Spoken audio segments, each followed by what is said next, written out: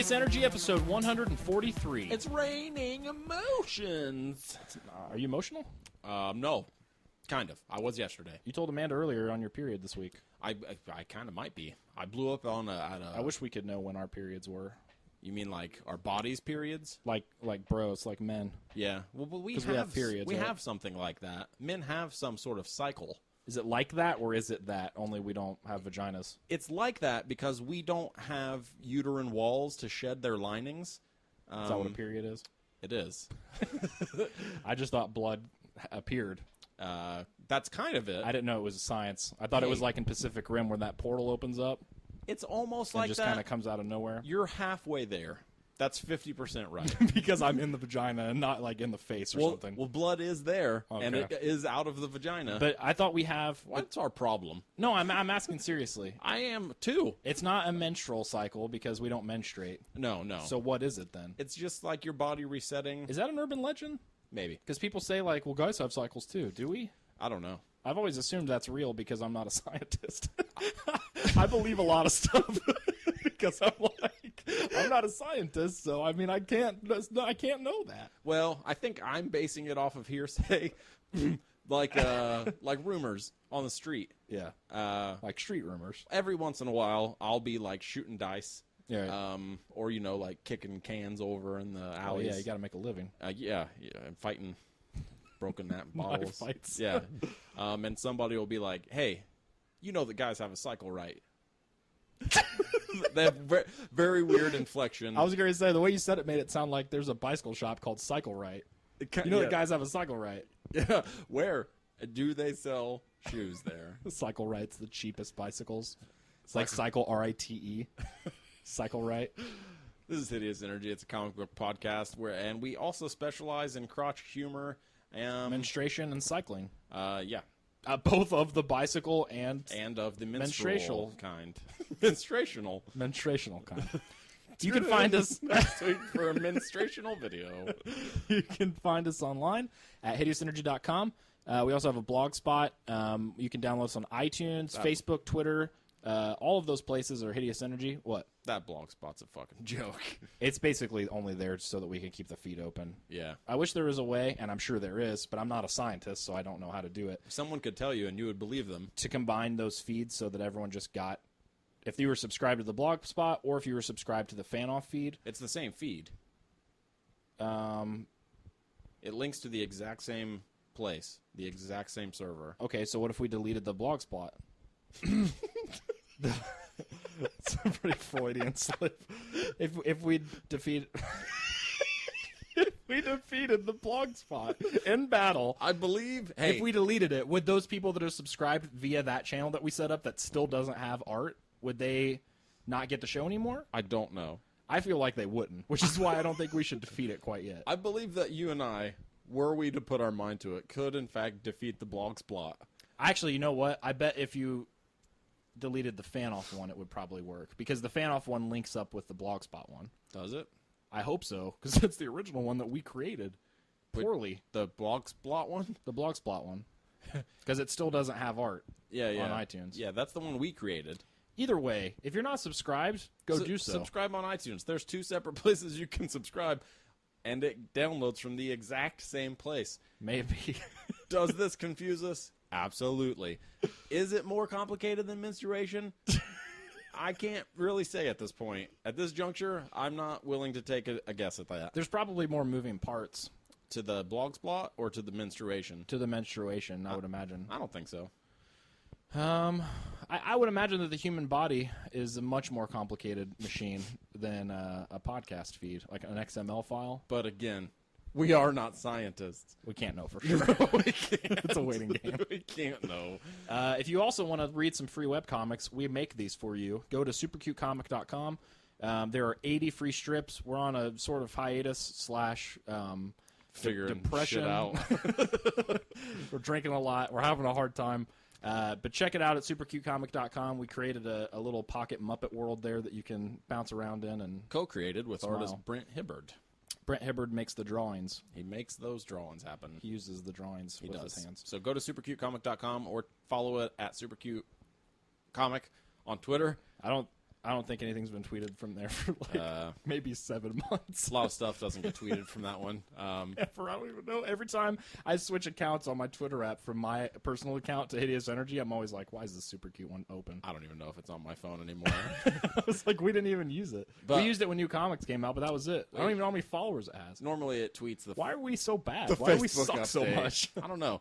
Imagine what we could accomplish were we to put our minds to something. We're not scientists. We're not. That's the name of the episode. Yeah, fuck. There's so much time left, though, man. I know, man, but sometimes stuff comes together like that, and you can't fight it. You named last week's show without even consulting me. There's nothing in there to do it out of. That came out of nowhere. I actually like that title a lot. It sounds like a pretty sweet, pretentious indie band. What was it? Novelty Ronin? Novelty Yojimbo. Novelty Yojimbo. Yeah. I like Novelty Ronin better. He missed the boat, bro. But that's not his name. His name isn't... You missed the broat. You missed the broat. His name isn't... Emery's shaking his head at that one. No, fuck you. I'm proud. Also, lastly, check out our sponsors, Discount Comic Book Service. Yeah. You can find them online at dcbservice.com. They sponsor our podcast, as I just said twice. They give us money for us to talk about menstruation. We love them. They're really cool. If you're in the Fort Wayne, Indiana area, make sure to stop in at their headquarters. They have a lot of comics in there that you can purchase. We interviewed Christina Merkler once, Coke owner. She's the Coke owner. DCBS is a front. If you've ever seen Breaking Bad, it's kind of like the Los Pollos Hermanos restaurant. Yeah, discount cocaine book service, maybe. They like comics. They kind of like Coke more. Discount cocaine blow service. There we Oh, go. shit. I'm That's on it. top of the world today. That's it. One comic, I forgot to tell you that we were going to talk about this. Did we? Off air. Did we? What? Just go. How was that an appropriate response? Respond to my question and go forward. One book that you can buy there, and I urge you to do so, is a friend of the show, Fred Chow's Kickstarter book. Correct. He did a Kickstarter book called Allison and a Rainy Day Robot. It was actually a massive, huge success. And it was originally only be able to purchase through the Kickstarter, but if you missed the boat there and you want to get it, it's a children's comic book. If you missed the broat there. You missed the broat there. God damn it. It's now available for purchase on Discount Comic Book Service, so go there, search for it.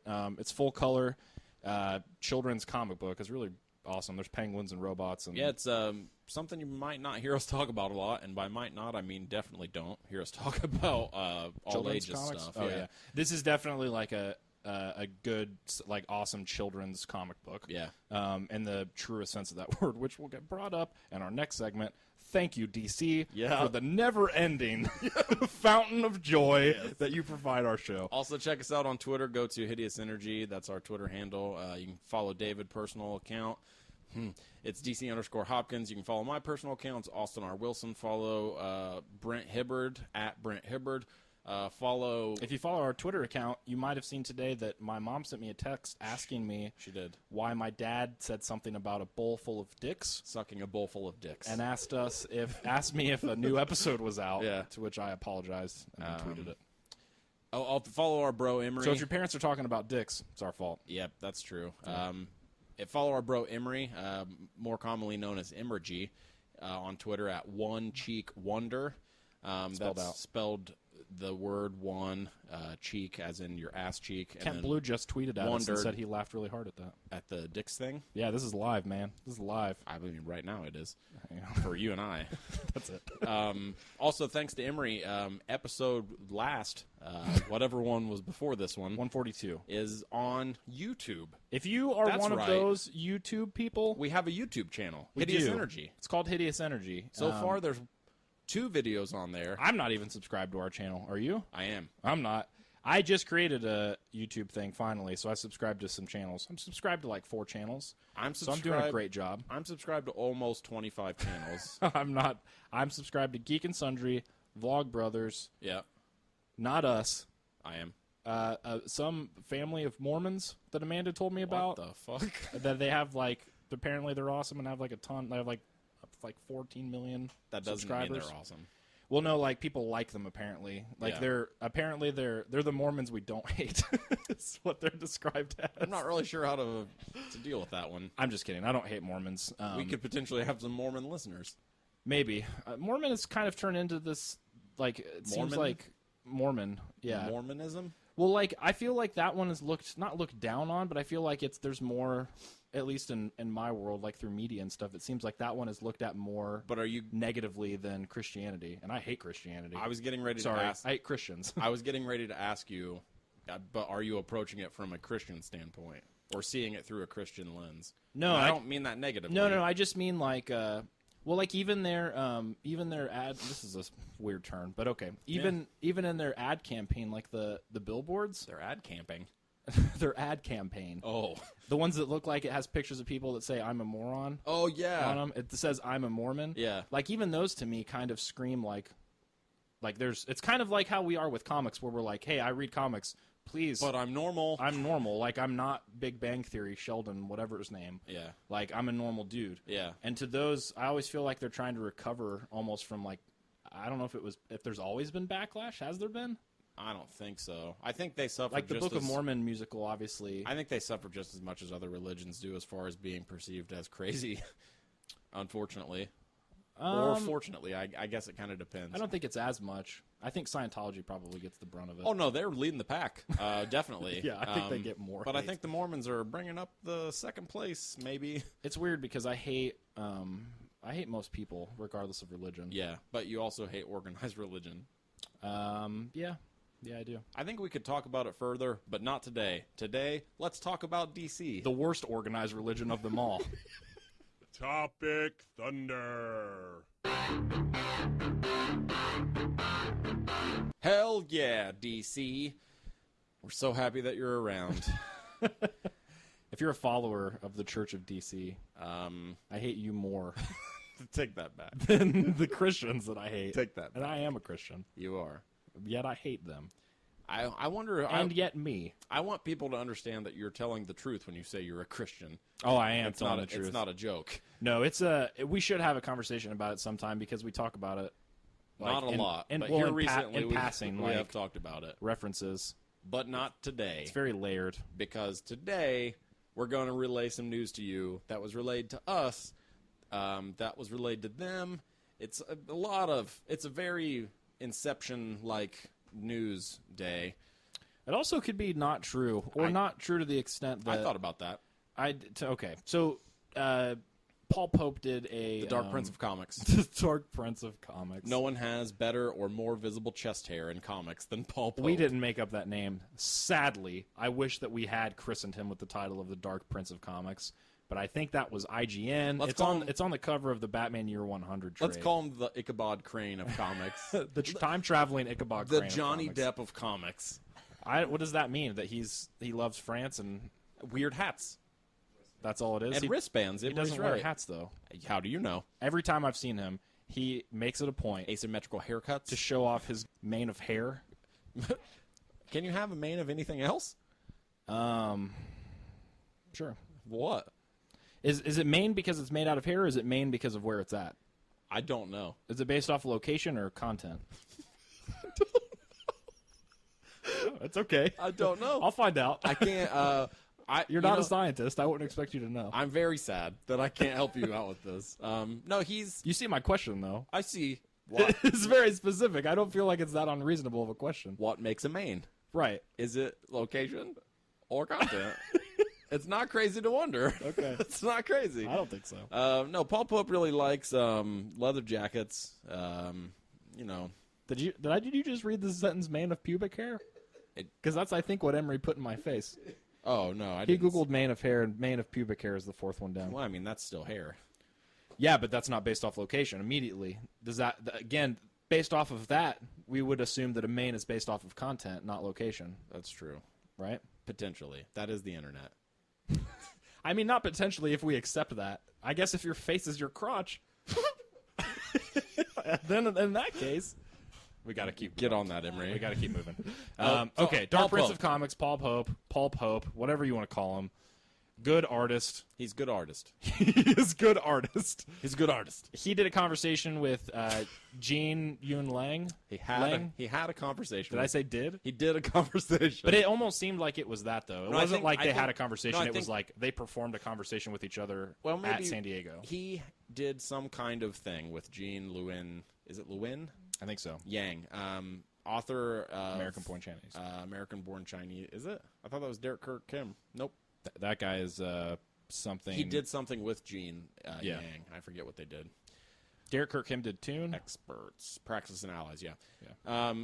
Paul Pope sat down with Gene Yang and was talking about how he was pitching a story to DC Comics, relatively recently pitching to them, I would assume, right? Actually, no. It doesn't. I was gonna say it doesn't specify when he had the convo. I think He says that if they wouldn't have shot him down, there never would have been a Battling Boy. So my guess is that it was years, like probably 2 to 3 years ago that this conversation. He's been happened. working on Battling Boy for almost 5 years, I think. I know, that's what I'm saying. We are getting our information from Robot 6, but I would assume every single other. Well, it was an comic article site on has it, CBR. too. I was gonna say everywhere has it. Then. Well, no, it was there. They published the entire. It wasn't like the news happened and they reported it. Like it was. You can go there and read their entire conversation. It's a long article. Yeah. And within that article, they talk about all ages books, and that's when the Dark Prince of Comics talks about Which how I think First Second is doing a lot more of nowadays. First Second's doing they're both doing books with First Second right now, and I think they're both all ages books, which is where the kind of impetus of this conversation happened. So Paul Pope talks about how he had wanted to do a Commandy book at DC, and apparently Brian Azzarello was going to write it, and man, I would have read the balls out of it. Me too. And it was going to be kind of a violent, all young reader, like young adult, kind of like Lord of the Flies almost is kind of the vibe I got. Yeah. To where it's like kids can read it, but it's also violent, but yet not like Battle Royale, like a to Hunger where Games it's type of thing, where it's completely inaccessible. Yeah. Inaccessible. Either one. And he said he talked to the head of DC at the time, which I don't know if that means Paul Levitz or if it means DiDio. Like I don't know who he's signifying as the head of DC. He doesn't specify, which is another reason it makes me wonder like how much of this is true. Well, hearing it after the fact, the internet has spread it. Today. Oh yeah, and made it at just absolute undeniable truth. Well, he pitched it to him and The Commandy book, and said basically it's this young reader's book, and the head of DC responded essentially with wait, stop, I'll stop you right there. We don't do books for kids. We do books for 45-year-olds. Yeah. And he was like, and the quote from Paul Pope is something like, and that's where I was like, oh, okay, I guess we just broke up. Yep. To where he was like, that's it for me. I got to walk away. So he did this Battling Boy book, which looks pimp, and we want to read it really bad. It does look fucking righteous. Okay, so my first reaction when I hear this is DC. Laughter. You just can't stop. It's to laugh. You just can't stop the PR nightmare that is your company. Yeah. But then the other part of me thought about it more, and not necessarily to play devil's advocate because I think they're wrong, but You think they're wrong? Yeah. We're not even fucking. I'm almost just 30. I understand that. I don't mean to me it's not like literally the age, but to me the sentiment being we publish for an already existing fan base, which we've talked about that at length. We have. What's interesting about that though is the New 52 trashed that existing fan base by and large. Oh yeah. So if that's their push, which is they trashed their existing fan base, but did they trash their existing age range? I mean, their whole thing was like new and accessible for new readers. Oh yeah, and that's a fucking joke. They didn't do it. I agree. I'm just saying, like, it just, to me, that's even more of a mess, to where it's like, okay, if we're gonna, I get the sentiment behind that. I get the whole, trying to keep people, because there's the whole, you heard it everywhere, you heard it on our show, you heard it on other shows, where people say it was a better jumping off point than jumping on point for a lot of people. Yeah. So the jumping off point are these quote unquote 45-year-olds, just not literally that age, but in the sense of they're not kids. They're an already existing crowd that have been reading comics. Do you mean from your perspective or from theirs? Because if you literally tell me that you make comics for 45-year-olds, you better tell me you don't mean specifically 45-year-olds. I don't. When I read that quote, I don't take it. I take it literally in the sense that they mean adults and middle-aged, presumably men. Yeah. But at the same time, I'm not like, well, then they're obviously not writing books that 20-year-olds can enjoy. I don't take it that literally. Because at that point, it's kind of hard for me to define, like, the 20 to 50 range demographic. I don't know that they kind of blurs together almost. I don't think it's that wide of a demographic. I think it's more like 20 to 35-year-olds. I know, but what's written for 40-year-olds that I can't read or enjoy or, like, wouldn't be... Well, you're thinking about it from your perspective. I know. I'm just saying, which is the only perspective I can definitely know. Well, no, I mean, yeah, but you know what you want, but when you're a publisher, you have to try and think, okay, is this going to appeal to a 20 to 35-year-old? unfortunately, DC, according to what Paul I Pope just feel said, like with comics, that's a harder dividing line. I don't think it's Because that if hard. the assumption is that you're Well, because you're older, you don't like superheroes anymore, then they're not there. DC, like they're over at someone else. Obviously, DC are fucking dumb. Like, obviously, based on this quote, if they literally said to Paul Pope, "We publish comics for 45-year-olds," okay, then you don't want my money. Clearly, if you think that your comics are all aimed at 45-year-olds, even if you just mean an older generation, technically that's not me yet. And I've been reading comics since I was like 4. I mean, it's not offensive to me. Like, I don't take it that harshly to where I'm like, well, I don't want to give you my money, or like, because to me, I'm going to read whatever I want to read, regardless. I don't think it's offensive to me, but and also it doesn't make me want to give them less money because I already give them 0. Yeah. So do I really want to give them less than that? Kind of. Yeah. If they could give me $5 every week, I would be happy. Yeah. But they're not going to. No. But they try to. That's the thing is, he didn't say we're trying to appeal to the widest audience possible. If he in fact said, or whoever said what they said, but like books like Oz from Marvel, like that's not just aimed at kids. You read Oz. I've read it. Amanda was. Well, no, I don't mean regularly, but yeah, you when it was enjoyed coming it. out. Yeah. Amanda read it regularly. It's still coming out.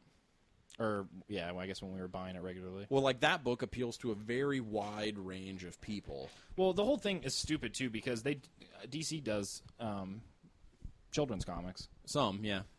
I mean, some is more than is more than what he's saying, which is we do books for 45-year-olds. Well, I think that's probably another problem is That's why to me it's not a literal thing. It's more of a sentiment of our focus is not on kids' books; it's on adults. As the quote was given to us, it was a generalization anyway. Yeah, we publish comics for 45-year-olds. Maybe he said it. We didn't get to see this person's facial expressions. We didn't get to see their body language. Context is everything. Yeah. It could have been a joke. I'm sure if my this guess happened, is it whoever wasn't. was pissed. Is this recording? Okay, good. Yeah. I like to limit your audience. I don't know that they deserve it. That's harsh because again, you just laid out the reason why they don't necessarily deserve it because we don't have the the added benefit of context or Assuming they said it with the intent of telling Paul Pope, look, you're aiming too low as far as age range. You need to aim more like towards 45. To people who started reading comics in the 70s and are still reading comics, that's your audience. If they said that and they meant that, they absolutely deserve it. Because the audience from the 70s up until now has grown, oddly, to think about it from a standpoint other than numbers. Because if you look at it from sales numbers, it has shrunk. But content... I mean, when you put it that way, though, to me it sounds like a very standard marketing idea, which is like this won't. And from this person's perspective, if they were in fact saying it that way, to me it comes across at that point more like that's not going to sell, or like that's not what people want right now. If you're going to do this, you need to do it towards 45-year-olds, towards an adult range. Well, look. I don't know that it's a dumb idea for a sales rep or for an ad executive or for somebody running a giant fucking company to say to everyone underneath them, look, we're gonna market and specifically aim our content at these people that we know are buying it already. Yeah. Like, is that dumb? No, because you want to get your money back. Yeah. It is a business. You have to turn a profit. Well, and you have to make a decision of some type. You do have to make a decision of some type. Unfortunately, that decision, which is to insulate yourself and only sell to the people who are already interested in your product and not try and find other people and not try and grow your audience, is going to kill what you have. And that's one of the biggest, I think, fears for a lot of people within comics is that comics are going to kill themselves. Yeah. At least mainstream or like bigger comics, because DC and Marvel cannibalize themselves just year in and year out over and over and over again. And I don't think it's impossible that we would get to the point where the audiences just aren't interested in comics from DC or Marvel to the point where they're not selling any more than like 10,000 or 20,000 books because they have failed to market to new readers. because they're like, oh, well, our audience is getting on in age now. You know, they're 30, they're 35. We don't have to write for anyone younger than that, or we don't have to try and hook anyone younger than that, and instill that interest in comics for younger readers. So let's not even try. I don't know. It's hard for me to think about that stuff because I don't know that problem didn't exist like 30 years ago. What? The whole like cannibalization and like writing for existing versus new readers. Yeah. I think that was probably a challenge 30 years ago too. I'm sure that was somewhat of a challenge 30 years ago, but 30 years ago, the idea of creating a brand new superhero or creating a brand new comic for Marvel or DC still existed as a possibility. And now, creating a brand new character for Marvel or DC is so much dumber than creating it somewhere else, which means almost all of the creators who are working at Marvel and DC are doing nothing but using existing characters. I talked about it with was it Brian Wood on Twitter, where he's like, it's already affecting. It already has been affecting. No one wants to create brand new characters for Marvel or DC I get that anymore. because like fiscally it makes no sense. Yeah, they're going to own those characters. You're going to lose the rights. They're going to be in a movie. They're going to make $1 million. You're not going to get any of it. So, which that's something too that I still don't fully understand. What? Because how it works. Because I saw Ethan Van Sciver on Facebook the other day say that he got paid for who was it? Was it a DC character? Yeah, it was a Green Lantern in the Green Lantern movie. Then it was probably because of Paul Levitz. Based on what I saw Mark Waid tweet. But Paul Levitz isn't there. No, he's not now. But he wasn't when the Green Lantern movie came out, was he? Are you sure? I'm almost positive. It didn't have anything to do with Levitz. It was just his contract. Like, well, because he quote unquote created the character. Because I mean, he did. I'm not taking that away from him. But like, which character? A bunch of lanterns during Jeff Johns' run. Oh. So because there was a lantern that featured in that or in one of the cartoons, he gets a cut. Just like, well, he might have what's his name? He might have signed the right contract. I had seen what's his face, Rob Liefeld talk about how he signed the right contract at the right time. So I don't know if that means he owns the rights to Deadpool or to fucking Shatterstar and Cable and all those weird asses. I don't know, but what it looked like on his Twitter account was that he got some sort of ownership of those characters because of the contract that he signed. I follow the fake one. I do too. It's so great. I don't even follow the real one. So when you said that, I was like, so where did you see this? Was it the fake Rob Liefeld that tweeted it? No. The funny thing is the real Rob Liefeld's Twitter picture is the same one. Well, no, it's just as funny as really? the fake Rob Liefeld picture, and it's him like seriously posing with this giant. It's like Bad Rock or some stupid asshole behind him.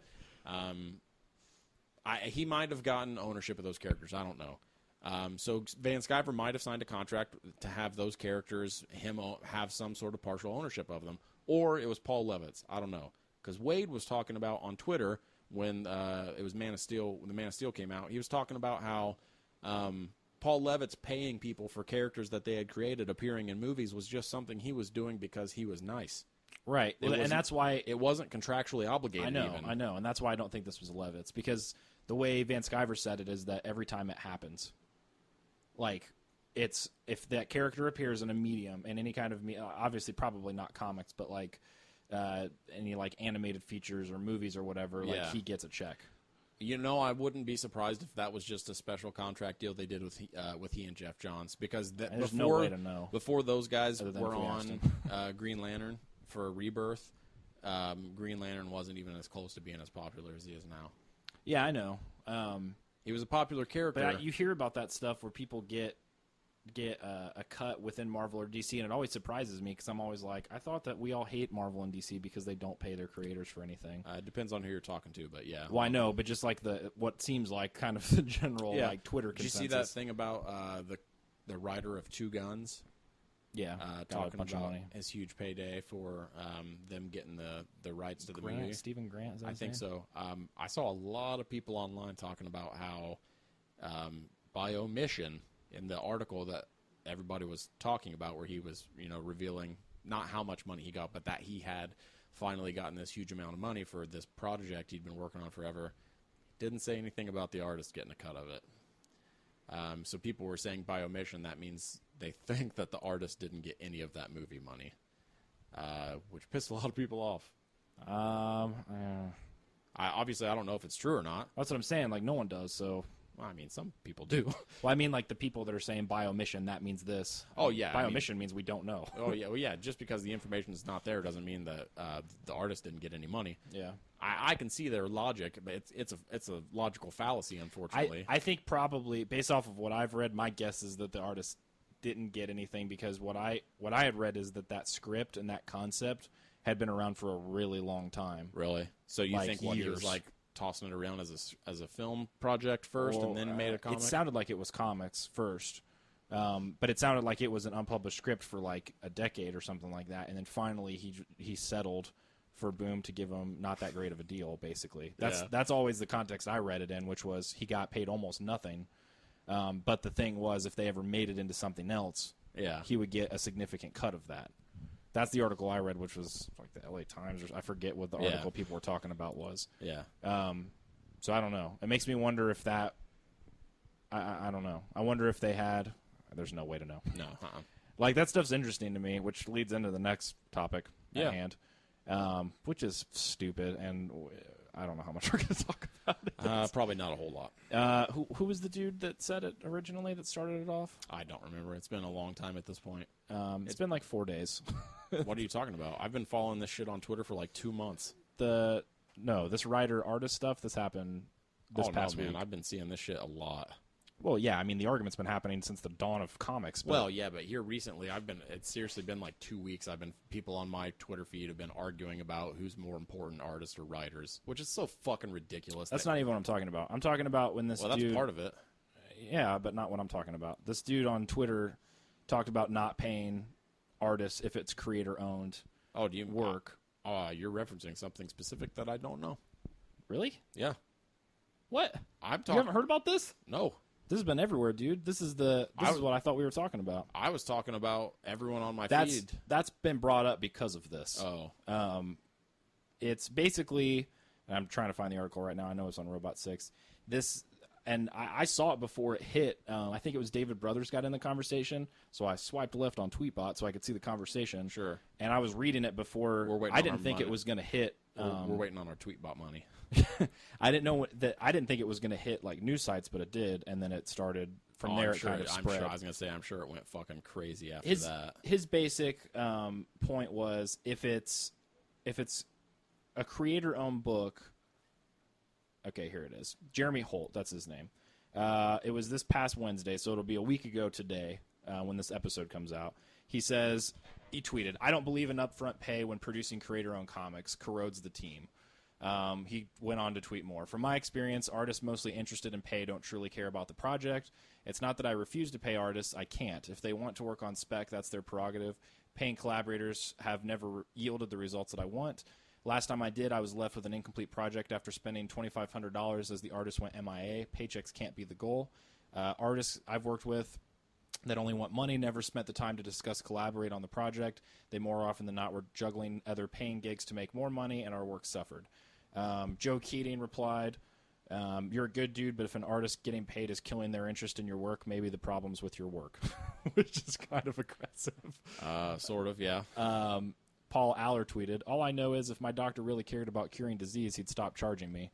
And then writer Leah Wethington, yeah, her tweets were collected by Erica Moen on Storify. This is all from Robot 6, and I'm reading this. She talked about it at length. You can read a whole bunch. I won't read all of it here, but you can read all about it there. So that kind of started everything. Then it morphed into what you're talking about too, which is who's more important, right? Who's more important? Because then through this discussion spun out people saying, well, why aren't there more artists paying the writers to write something for them? Like it basically, you only ever see it one way, where the writer has something, so they are basically the obligation, or what people think is the right thing to do is for them to pay the artist to do something. Why doesn't it go in the other direction? Well, I've seen all kinds of... I'm going to dial it back and just say dumb shit. It's not stupid to fight about, but that's, I think, my whole... It is. No, I don't think it's stupid to fight about because, well, to fight, yes. I don't think it's stupid to discuss. No, discussing it's fine. Because my whole perspective is that, and I think it's the same as yours, is that it just varies. I want to make... Like, there's not a right or wrong blanket answer for it. You can't generalize this shit at all, man. I want to make comics. in order for that to happen, I have to find an artist because I can't illustrate. I'm just a writer. Yeah.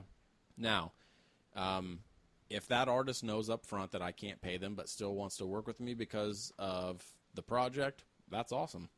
If they want to work with me for pay and I am in the position where I can pay them, then I'm going to pay them. Yeah.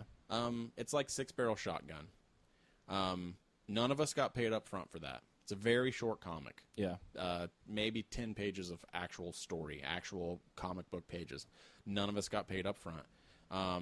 Gumroad, we posted it on Gumroad for $1 minimum. You could pay us more if you wanted to. As of right now, the only people who've been paid for Six Barrel Shotgun are you and Logan. I tried not to get paid. Logan immediately got 50% of whatever came in, which wasn't a lot. No. And then you got a page rate. Yeah. I've gotten $0, and I don't fucking care. Well, yeah, I didn't. That's what I was saying. I'm not trying to say it to sound noble, but I didn't expect or want a page rate either. Well, also, it's like you asked me about it, and I was like, I don't pay me anything. Well, also, I did this for free. We posted it on Comixology. After waiting for it to get posted on Comixology for a long time, it finally got posted, and as of right now, we've gotten zero cents, nothing from Comixology. I'm not saying that's anything bad against them. I don't know how their stuff works. I was going to say, that has nothing to do with how much it's actually been bought, because we know people have bought it. I don't know how much it's actually been bought. I know. It's a matter of waiting until they pay us out. It is. But That's as of right now, after we The way you said it made it sound like no one bought it. Oh, no, it's been bought. We know people bought it off of Comixology. They told us. Yeah. And it's got ratings on Comixology and all that stuff. But we have gotten nothing from Comixology. Again, I'm just saying that as a fact. But that isn't why I did it, and I'm not saying that because I want people to be like, oh, he just loves writing so much. I fucking do, but all of this stuff, like whether or not you're paying someone to collaborate with you, is going to be a case-by-case basis. Like for that guy, I don't know who he is, to say that he thinks it's wrong to pay collaborators on creator-owned projects because it makes the project suffer. First of all, that's just a hilarious moment of, it's not even his foot in his mouth, man. He put his entire fucking leg in his mouth. Yeah. No, he did. I mean, it's weird because there's parts, and I read there's a lot more tweets than that he wrote, and I'm scrolling through the comments on. There's a ton of comments. There's on a bunch Robot of people 6. on. Daryl Ao's on here. Jesse Post, who lettered Johnny Hero's on here. There's a bunch of people. Jesse Young, who listens to the show, actually, I think.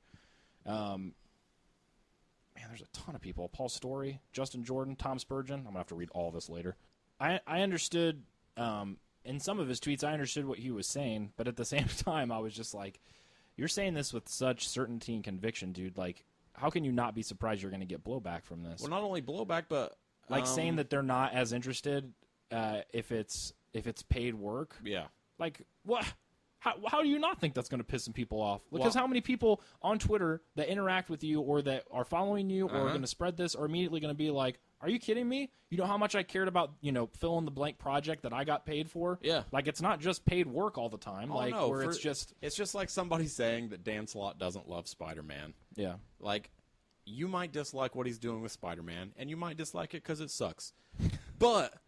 And that statement is, in fact, true. To say that he dislikes Spider-Man or he hates the character or he doesn't feel anything for it, that's total bullshit. Well, it's just opinion. Like, and that's what's his name? Jeremy Holt's opinion is that. Yeah. And that's fine. It is. But, like... unfortunately, that, like, to say that, you're probably going to limit that's why I would. with you That's in the why I future. would never say something like that. Fuck no, man. That's so dumb. Like, I'm not going to be... like, I'm careful. The other day I tweeted something about getting pretty frustrated with a comic book script that I was having to letter. Yeah. It wasn't you, in case anyone's wondering that. Me? But it wasn't Oh, you. you would just texted me. Well, I know. That's what I'm saying. Like, it... But I also, was... my scripts are perfect. I was getting pretty frustrated because of the way that it was laid out. Yeah. And so I tweeted about it, but I was very, very careful in how I worded it. I seriously triple thought it before I did because my whole perspective is like, I don't want the wrong person to read this, think I'm a dick, and then that prevents me from getting any kind of work. Yeah. So I don't know. Maybe Jeremy Holt isn't scrounging for work right now, but my whole perspective is, okay, what am I going to say? Well, he might not. Like, I tweeted at Jennifer de Guzman. We didn't talk about this. Yeah. This past week, and she freaked out on me. Like, I obviously offended her, and my whole thought immediately was like, well, I hope I never want a letter for Image at any point. Like, whatever. I don't think that anything will happen, but it just kind of sucked because that's my perspective is I want to be as professional as possible. Well, dude, I want to have my opinion because it's Twitter and that's my right. Everyone wants the opinion. That's fine. But, I mean, I guess be prepared to Well, see, that's the thing, man, is take. To me, it's about taking calculated risks if you're going to say stuff. it is about taking calculated risks. And we say a lot of mean shit on this show.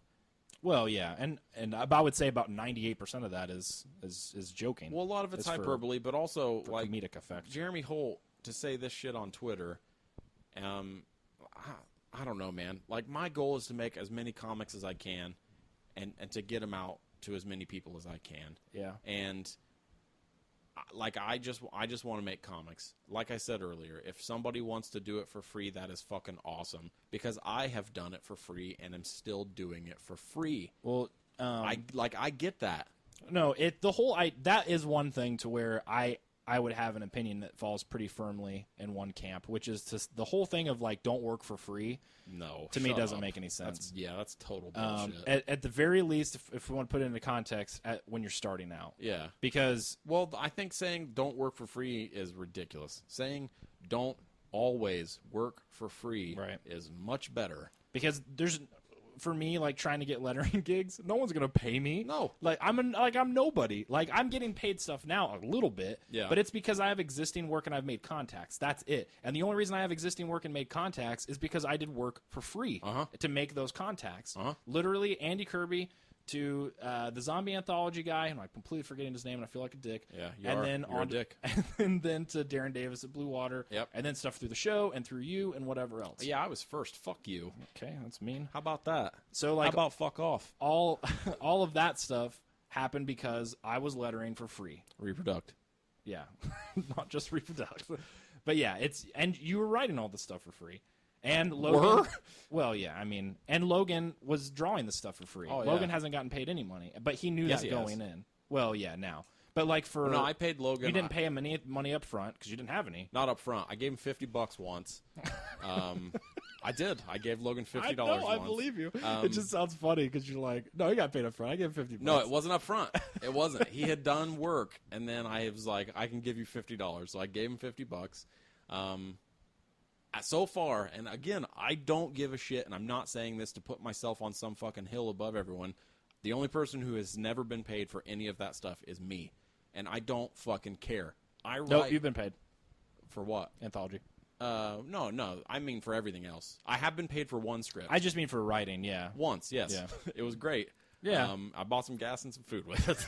But other than that, no. I write every single day for free. Yeah.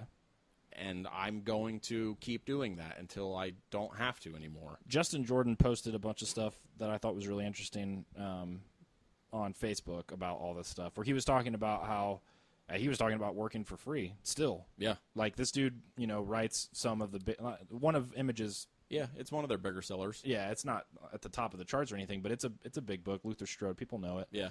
And talking about how he's gotten work at DC now too. Yeah, but I think he got off of that. He was on Superboy or something, and then no, he was writing. dropped. He did one of those shorts in that crazy Superman digital thing. Yeah, what was that book Adventures that of he did that Superman. I had never heard of? That's like Team 7 or something, or you know what I'm talking about? We saw it at DCBS, and I was like, "What is this?" I don't know that.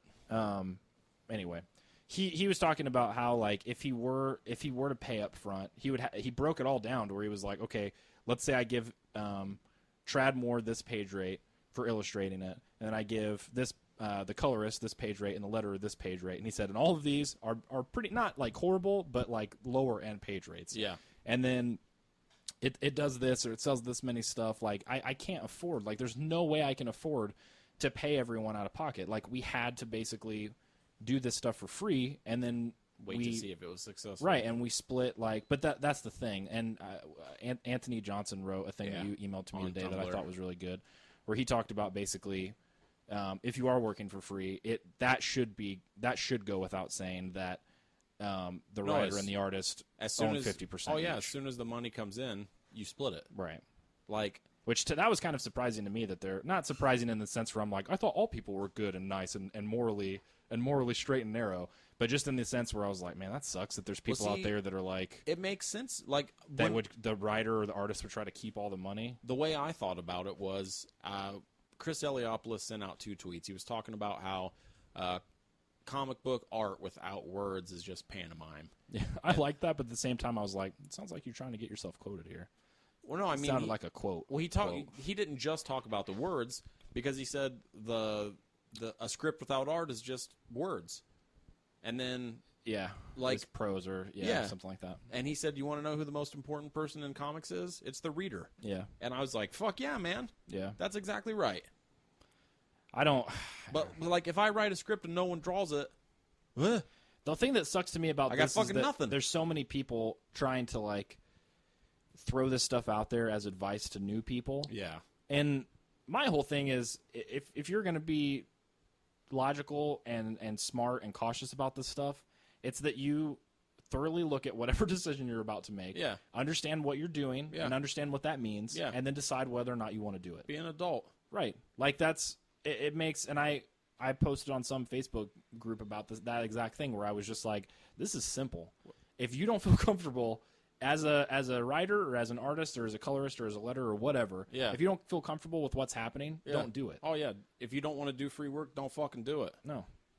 Like if you want to write something for free or you want to draw something for free, and you think it might help you out, I've seen so many people on Twitter talking about how don't do it just for the exposure. Yeah, I don't get that.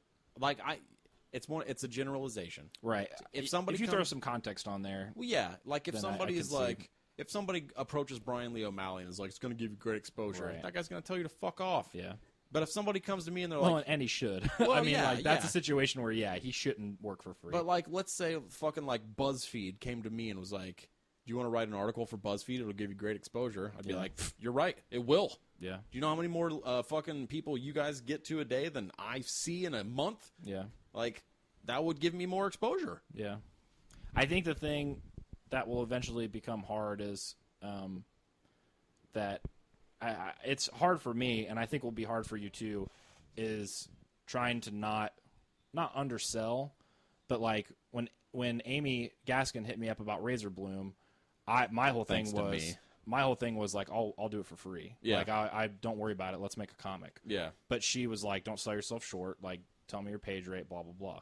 So that's my whole thing is like, and there was another project too where I was like, I'll do it for free. And they're like, no, let us pay you. And I was like, okay, I'll do it. Yeah. But like, that's the thing that I think is going to be hardest to where which is obviously in the complete opposite end of the spectrum. Well, to where we're so used to working for free or for exposure or whatever else. I think one thing that a lot of people are not really seeing in this whole conversation that everyone is fucking shouting in is that there's not money in comics.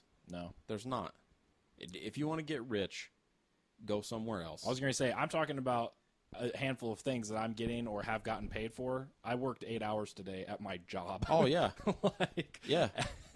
I work 40 hours a week. So do you at our day jobs. Oh yeah. This isn't what puts food on the table. No, I wrote 170 some pages of reproduct while working a day job. Yeah. Like it's not. I lettered it when I got home. Yeah. Like we had to do it when we had time. Yeah. And we haven't got paid. You're not going to get there is a fucking I don't even know what the whatever, man. 2 guns are. If Denzel makes a movie, that's what I was going to say. Like, is it possible that you could make money doing just comics? Absolutely. Yeah. Is it possible you could make a living off of it? It is. Are those really big possibilities? No, they're not. Yeah. Like it's just not. That stuff kind of clicked for me in a weird way where I always knew this, but the other day Amanda and I having just the quintessential like adult, like new young adult despair question to where it's like, what are we going to do with our lives? Sure. Like, where are we going to go? Are we going to move? Are we going to stay here? Like, what are we going to do? Yeah. Because we have no idea what we want to do. Yeah. And my whole thing, like, it kind of clicked for me to where I was like, okay, if we make whatever decision we make and I don't end up working in comics, like if that isn't my career or my job, yeah, I would still do it.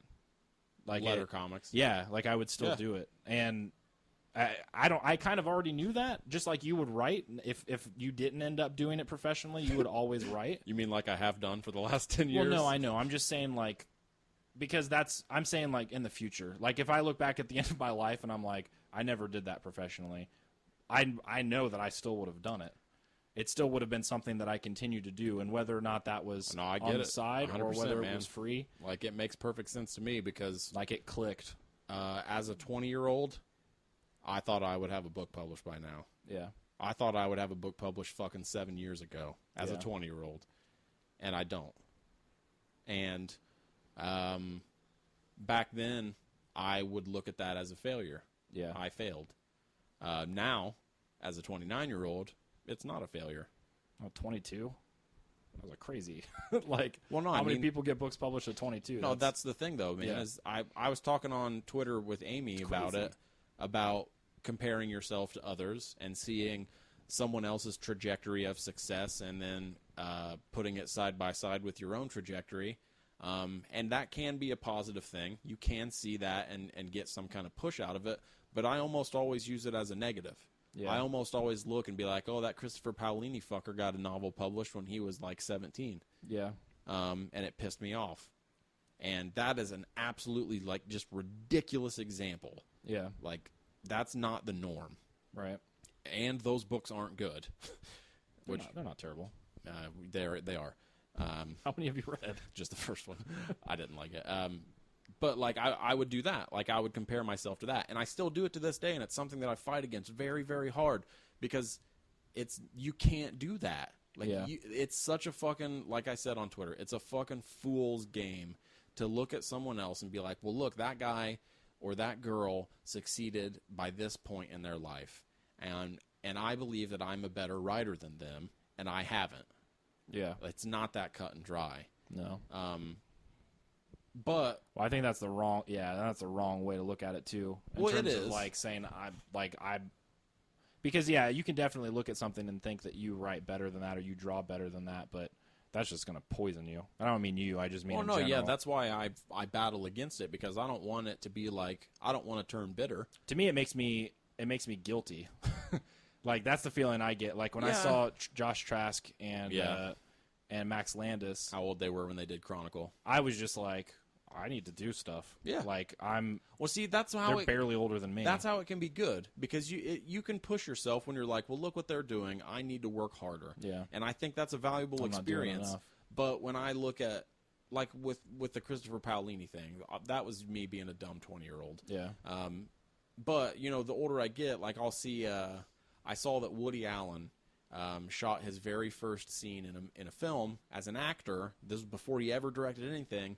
On the day of his 20, working in entertainment from like 17 up until then, he was writing jokes for this radio show, and he was doing stand-up and going on talk shows, and he was just constantly working, which he's continued to do throughout his entire life. But like that, his first foray into films was when he was 29, and I was like, holy fuck, I'm 29. Yeah. And so seeing stuff like that, I think it can help me. Like when I found out that Stan Lee was in his 40s when he created the Fantastic Four, it blew my fucking mind. Yeah. Like I thought he was such a young guy when he had done that, and it turned out he was way older. That kind of stuff is valuable, and Well, that's still pretty. Stan Lee's like 216 years old. almost 270. Yeah, So that's pretty young. yeah. He's actually an int. He's an int. He is a wise old tree. He is. He's an int. Speaking of, there's no way to just connect that. So what? Sentinels. Oh, we're gonna talk about that. Yeah, real briefly. Yeah. So at San Diego Comic-Con, they had some little Sentinel prototypes, like little head Heads, models yeah. and stuff, for the Trask Industries or Trask International, or whatever. And they're then on calling it. their website, they even That was had, after. After the website launched after SDCC, they had Yeah. some images of Sentinels, And those were full grown, not baby Sentinels. Well, they ones might- that have grown over the years. They Went might through be like full Sentinel grown. High School and stuff. Yeah, we don't know. We Like, don't know where they dropped out are of college. in adolescence. They're Yeah. like, I'm gonna dance. Like I'm gonna be a. I just wanna be Sentinel a dancer. Like that's my thing. My guess, because there's a picture of the biggest one they showed. they finally released a picture of a human standing next to a Sentinel. Brian Singer. Yeah, I know. Oh yeah, standing next. I to know him. who he is. Calm down. And my guess is that they're gonna save a really big one or some really big ones for the movie. Yeah. Even if they don't, as like a third act kind of like surprise, because everyone saw it and was like, it's not big enough. Like everybody knew, which makes me think that they know that, and it's just because there's like 7 different marks. Maybe. Like it says that on the website where it's like It also, Sentinel Mark 1 to 7, and that was a Sentinel 2. 2, yeah. It also might be because I've never been so insanely invested in the X-Men universe. But when everybody was like, it's not big enough, I was like, man, I don't fucking care. It's still awesome. I don't care in the sense like I'm disappointed, but I just think they're saving something. If because the rest of the I'm X-Men sure 3 are. had them at the right size, and that's one of the worst movies that anyone's ever made. I'm sure in the history of images. I'm sure they are saving something, but if they're not, if the Sentinels are just that size, I am not going to care. That's such a fucking minor thing to me. Yeah. Like, it's already almost 3 times the size of a person. So if it's just that size, then whatever. I mean, ultimately, they're robots. I don't care almost at all. I care, but I would rather see the characters. Yeah. So, Bishop. see, that's another one that I don't know. Like a lot of the stuff is cool because we're like, oh yeah, the cartoon. But then at the same time, I'm like, the cartoon and the comics, like that stuff sucked. Like in terms of like story, well, like the cartoon none of that stuff worked. First of all, the cartoon. I mean, even though I have read a lot of X-Men comics, Which I know I probably pissed off some people by saying that. Well, I read a lot of shitty X-Men comics. Yeah. And the cartoon always held precedence for me as far as what I was interested in more. Because the X-Men comics I were reading, they weren't good. No. And a lot of it is because it was the 90s. You know, shit's getting relaunched, all that bullshit. It was just a bad 10 years Yeah. for comics. Yeah. Oh, it was awful. But, like, I do look back on the cartoon, and I have fond memories. It doesn't hold up well. It's a very, very bad cartoon. It just makes me wonder how much they'll, I don't know. I'm pretty excited for it in terms of potential because I liked the Wolverine movie, and I think that, and I liked half of Days of Future Past, and having Singer back on, he made the 2. The comic? Or, no, the First Class is what I meant to say. Oh, First Class. And then having Singer back on, who made the 2 best movies out of all of them, that gives me a little bit of hope. Yeah. So all that stuff together, I'm interested to see it. Uh-huh. But Yeah. I also don't trust Fox at all. No, I don't either. To where I'm just like, I mean, it could seriously, they could have a movie where they just don't even talk about or mention or reference the other ones at all.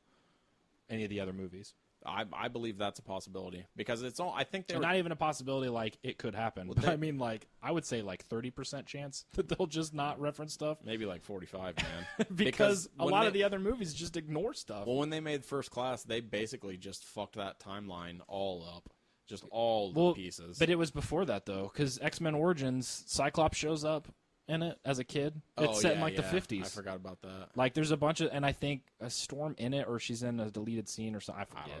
I don't know. But Xavier shows up at the end as Patrick Stewart. Yeah. Like for real. Professor X is playing Patrick Stewart. Yeah. But you understand what I'm saying though. Yeah. Like Patrick Stewart shows up playing Professor X. Right. He's an old man. And again, just in case you forgot, Wolverine, the Origins movie, is not set in present day. It is decades ago. So what? Yeah, that's what I'm saying. Like, how could they overlook that? I don't know. They go in and get Cyclops for no reason other than to put him in a cell. Like Emma Frost is in it as a little girl. She's like a teenager, but then she's in First Class as like a grown woman. Like it's all over the place, dude. They're bad. I know. They're bad movies. I know. X-Men 2 is good. My poor sister, like she got out of the Wolverine movie the same night we watched it. Gabby. Yeah, and she was asking me what I thought about it, and I was like, I liked it. Like it wasn't perfect, but I liked it overall. I had fun with it, and yeah. She was like, I said something about it was way better than the last 2 movies or something like that, and she was like, I loved X-Men Origins and First Class, and I was like, oh, Gabrielle.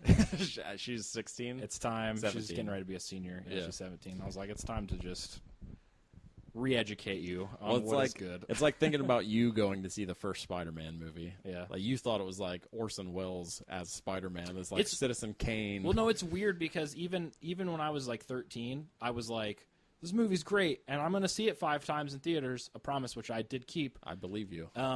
But at the same time, every time I went to see it, I was like, man, Green Goblin looks so stupid. Like, well, yeah. Even as a kid, like, there was that part of me that I couldn't let go of my head. Yeah, but as far as your enjoyment of the film. Oh, yeah. I mean, that movie meant a ton to you. Yeah, well, I didn't recognize bad writing at that point. No. And it's really not an awful movie by any means. It's not. I would say that it's like a solid.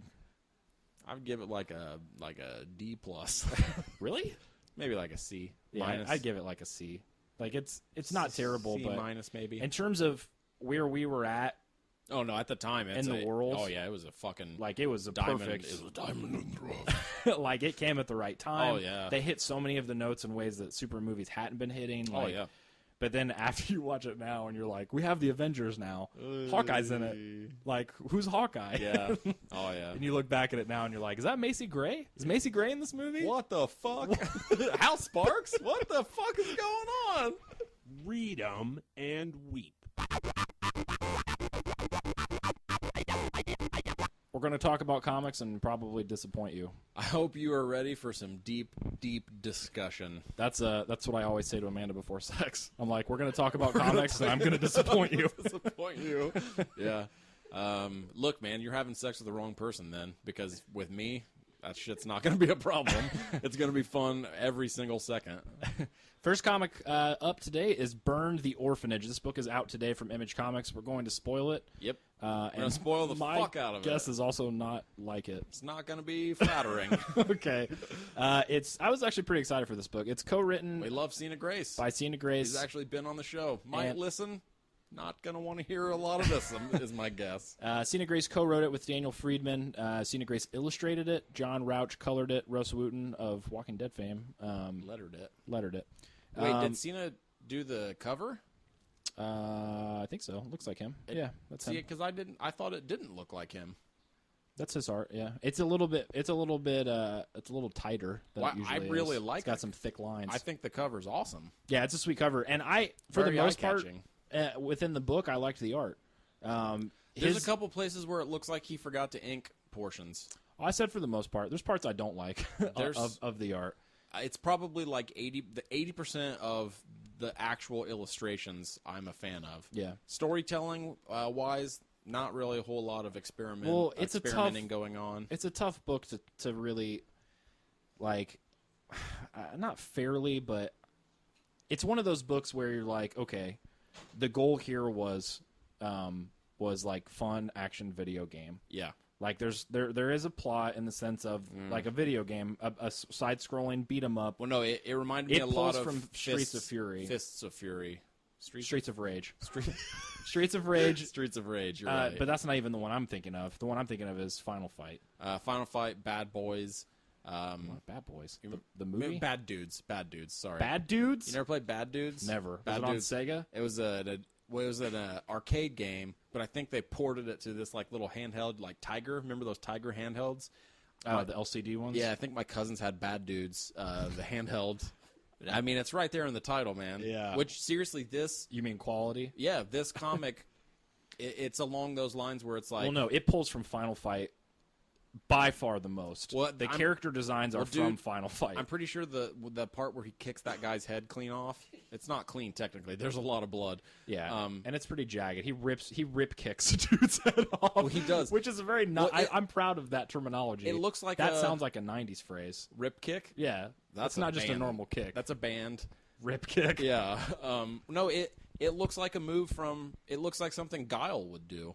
Oh, it is. I'm pretty sure it's a flash kick from Street Fighter. Is it? Yeah, that's the way his legs are shaped and stuff. Yeah. The art, like I said, and like you said too, mostly is really good. It's pulled from Final Fight a lot. You've got, is his name Hagar in Final Fight? He's like the Russian suplex dude. There's a Russian looking dude in this who suplexes a guy. Like, you mean like Zangief?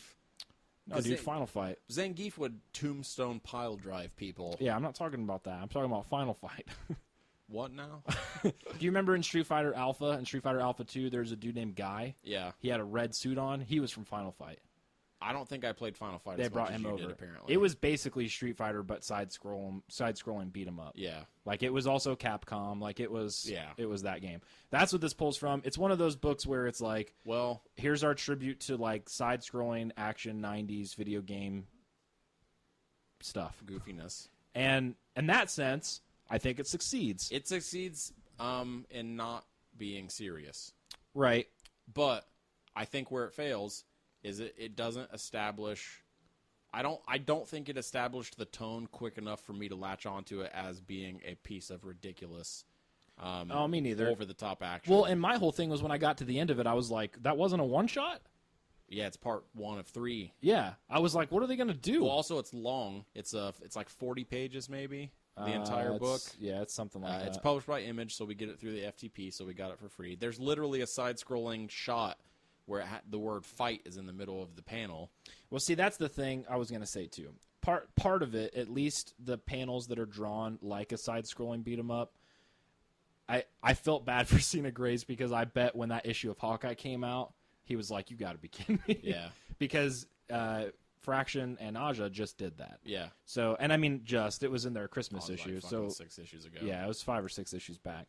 But when when I got to it, I was just like, okay. Like, we just saw this, it felt like, in another comic. See, which isn't their fault, and I'm not going to critique it based off of that. I didn't think about that at all. I did, because when I saw that issue of Hawkeye, I was like, that's the first time I've ever seen that in a comic. Like, drawn to specifically reference and mimic that. What page are you on right now? I'm opening it in preview. Let me actually open it. One of the things that was hard for me to get past were the glaring continuity errors. There's not a whole lot of them, maybe like 5. But unfortunately, my eye latched right onto them. And dude's clothes? Yes. Yeah, I noticed that too. He puts his vest on in panel 1, and then panel 2, he doesn't have it on. Yeah. Which, again, that's a pretty minor problem. But I saw it so fast, and every single time it happened. Yeah, I did too. He gives it to him, and he said, hey, wait, I found this. It's too small for me. It made me think of you. Cool, thanks, let's go. He puts it panel, on. He doesn't have it on. Very next panel. Next panel, he has it on. Yeah. It goes back and forth like that a couple times. Yeah. Where he has it on, doesn't have it on. Well, there they show him take it off. He's taking it off there, but it happens again where he puts it back on, and then he doesn't have it on like the next panel. Like, I forget where it happens again, but not there. You're wrong. You're wrong. It's not that big of a deal. Why don't you stop being mean to Cena Grace's comic, dude? It's not just Cena Grace's. But see, this is. I mean him because he's been on the show. We did interview him, but if we interview you, then we're always going to love everything you did for the rest of your life. Unfortunately, the Hideous Energy guarantee. Unfortunately for everyone that we've interviewed, that's incorrect. I hate stuff like that, though. It's weird because it is 40 pages, by the way. That includes the covers, though. Yeah. See, in the end, that page is awesome. No, see that there's some stuff in the end. This back matter, where it shows a page of the character whose name is Rock. He has a bandana on his forehead. He wears a tank top, and he's got bandages on his fists. Name like Rock Roundhiss Punch. It's something like that. It's something crazy. Well, those pages at the end that show him standing there where they're pointing at him and showing what he's carrying, like grenades, brass knuckles that are made out of pure gold. And then this page of how he wraps his fists. Yeah, and the band, like the tape. Like, I feel like if I would have seen those pages first, then I would have gotten the tone, because literally it is showing him doing the Hagar slam. Yeah, like that's from Final Fight. It shows him doing that in this little almost like airport illustration manual. Like, here's how you do a Hagar slam. Yeah. Instead of put on your seatbelt. I feel like those pages put first would have established the tone for me so much quicker. Because when it started, it was, you're going to find out who burned down the orphanage. But then I was like, oh, wait. Yeah, at first this guy's name is Bear, and he's a gay guy. A big gay dude with a heart that's from a bear. Yeah. Like a bear's heart. That was when I was like, oh, I think I have been looking at this comic wrong. Yeah. Because it was like he got shot through the heart, and they had to give him a heart transplant, and he literally got a bear heart transplant. Right, and he's a bear, like in the gay community. Yeah, like he's big and bearded and hairy. Yeah, and hairy. So like all that stuff is there. There's nothing subtle about it. It's weird because I don't. It's one of those books where I look at it and I'm like, you're not bad. Yeah. I don't think you're a bad book by any means. I'm definitely not your target audience. Stuff like this works for me very, very, very rarely. Yeah. When it does land, there's usually a reason separate from just the fun aspect to it, because what I immediately thought of at the end was not immediately thought of it because it reminded me of it, but I started to think, like, can I just not get into these kinds of comics? And then I was like, you know what? No, because I love Mesmo Delivery. Well, I was going to say, and that book is this basically in Mesmo terms Delivery of story. I think that's a really good comparison. Mesmo Delivery. It reminded me of kind of how I interacted with Aphrodisiac. Yeah, where I was like, all right, I get this premise, but that's not Street Angel's kind of like that too. Not really a whole lot for me after. Yeah, it made me think about how people would perceive Six Barrel Shotgun. Because that's poorly. Well, no, I mean, probably, yeah. Because, well, first of all, comparing them doesn't really make a whole lot of sense. Six Barrel Shotgun. Well, I thought about that too. 10 pages long. Well, no, I thought about that too because I was like, okay, we're gonna be the IGN dude who reviewed Six Barrel Shotgun, where I'm just like, yeah, it's fun. C. Well, I mean, C-. That's the thing is, it's hard to get away from that. You can't always. You can't avoid that forever. Right. Like this comic clearly wasn't aimed at what my interests are. I think I don't mean that they failed. It's just that I don't match up with it. I think that it looks let me put it this way.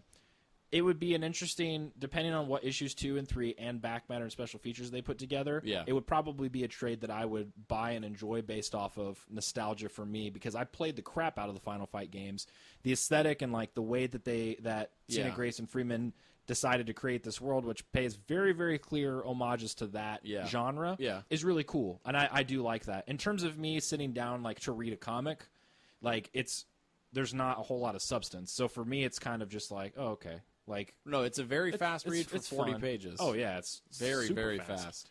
And I think Tina Grace is a very good illustrator. Well, the continuity stuff was tough. There, like I said, not everything in this is perfect. Well, in terms of art, I would say that this is not as good as That's My Bag.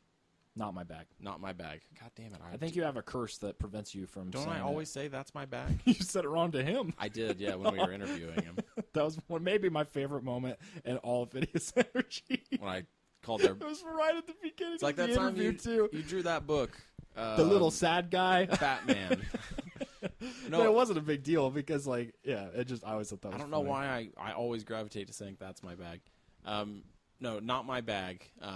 Well, I agree. Not my bag. I think he's showcasing better art skills. Well, I don't even think it's just. But they're also really different. They are really different. Just like this stuff is way different than. Well, you can Little see. Depressed Boy. You can see that it's the same artist, and his art colored. The coloring in this is different from the Little Depressed Boy coloring. But that's not why I think it's bad. There will be a panel. Not that I think it's bad, but I don't think it's his best because there's a panel. Not every page, but at least every other page. I know what you're saying. He ends up looking kind of Matt Kinty. Well, there's a skewed perspective, or there's a very skewed. I always forget the other P word. Parallax. Anatomy. It's not P, but where you can see someone's P-P? arm looks proportion. Oh, okay. Where the proportion looks incorrect. Where an arm is too short, or he's doing forced perspective where the arm is coming at the screen / reader, whatever you want to call it. Yeah. And it looks slightly out of angle and not right. And I don't know why there are those occasional panels that look like they weren't inked, because you can see that a lot of the stuff has been inked. Yeah. But every once in a while, someone's face, I think it might be in action scenes mostly, where someone is either blurred or I don't know if there's a consistent reason, but every once in a while it looks like a panel was rushed. Yeah. Well, it makes me, it's book 2, according to the end, says November. Yeah. Which is a long time from now, kind of. I mean, yeah, it's like 3 months. But I had to count in my head. Did you? I did. What? What are you laughing at? It's just funny because you said it like you're a little kid who just learned how. You're like, I had to count in my head.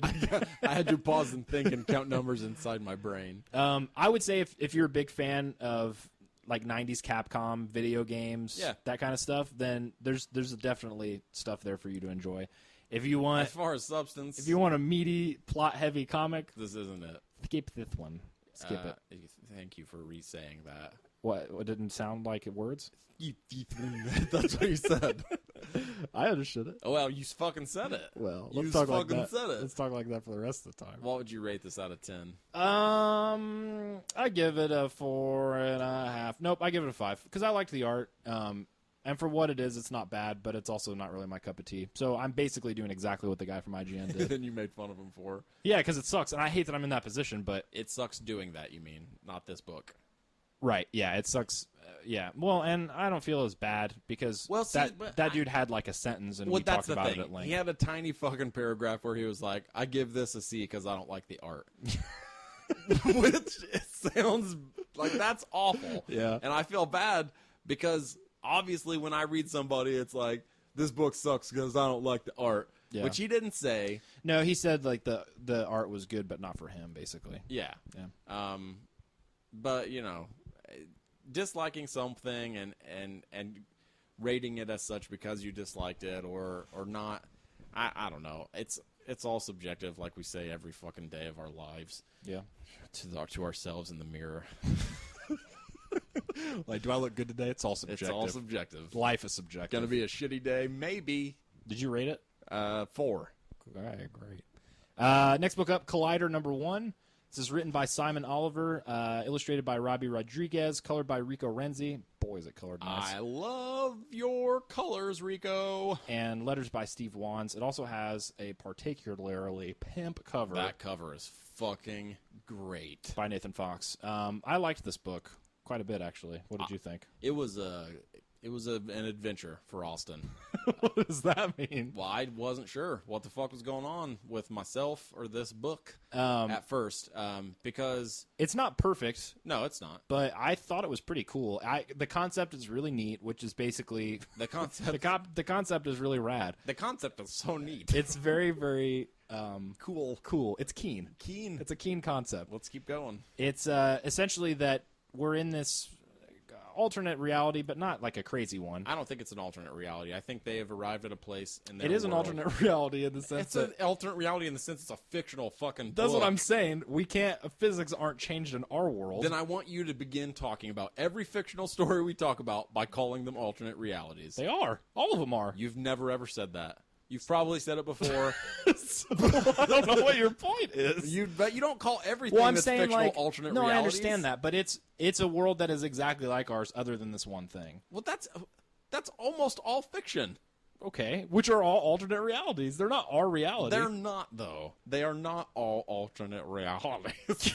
So they're all our realities? Yeah, not all of them. Some of them are. Well, okay, so Edgar Sawtell. That's our reality. Is it? Yeah. Where do those dogs come from? But that's a fictional breed of dog. Oh, is it? That doesn't exist in our reality? It's our reality, though. With this fictional breed of dogs that doesn't exist in our world. Within our reality. Right. This, where they have changed physics. No, the point remains. That reality is different. Look, I understand what you're saying, but you're dumb and wrong. I don't think you do understand what I'm saying. There's still alternate realities in the sense. My whole point is, I don't want to say alternate reality and people think like, oh, dogs run the world. Like, it's nothing like that. Well, why even say alternate reality then? Because it is different enough. Fuck you, man. It is different enough to point out that there's different departments of the government in terms of like cops and all this. Like they've cops and robbers. Cops. The government has robbers now. They always have robbers, man. That's what the government is. In this alternate reality of Collider. Fuck you. In this alternate reality, there can be instances where physics, in whatever way, go wrong. Well, mess up. There's a prologue where you see a character talking to a camera. He's leaving a message for his son who's not born yet. He's talking about how physics can basically fail, right, and not do what it's supposed to do. Where like maybe gravity doesn't work, or his example is like 1 out of every fucking 99.9999999 with a line over it times. You can drop an egg and it'll bounce rather than breaking. 99.9 times out of 100, yeah, it'll break. It'll break. But there's that 1% time where it won't, and gravity is affected differently. Yeah. Well, once we jump up to present day, they don't tell you the number of years in between there. Well, it says some months or years, some years ago. Some years ago, yeah. We get to the point now where we have, and maybe they did back then, they don't really say, but we have organized it to where we have a division of the government that works with these instances where physics breaks down. Physics break. The thing that it reminded me of, you've seen the Animatrix, right? Yeah. If you have seen the Animatrix, like picture that scene. There's a short in there where a bunch of kids are playing in a town, An alley. that there was a glitch in the Matrix to where they can Fly. They can fly or they can jump and like not hit the ground and stuff because things are messing up. That's kind of what happens in this book, at least in this first issue, where gravity breaks. So they're sent in to essentially fix that rip in physics or breakdowns whatever. in reality. Right. Not reality. Would it be reality? Yeah.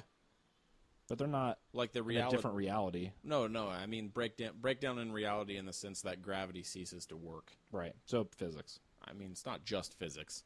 I think they say that. Isn't the Department of Physics that they send in? It's like, I forget what the name Federal of Bureau of Physics. Yeah, I mean, it's not just physics, though. Like, I guess it could potentially be physics. It says that. Well, I know, but I'm saying... Well, when you say reality, it makes me think, like, there's other, like, dimensions or realities. Well, they do broach that subject in this issue. Right, but I'm saying in the sense of what they've established before you get into the plot where there could be something or whatever. At the very beginning, It's purely science. Someone at a high school calls 911 because they are having a breakdown in gravity, and some high school kids are having fun with it, where they're just like jumping really high into the air, floating above the school. It's that scene from the Animatrix. It's that scene from the Animatrix.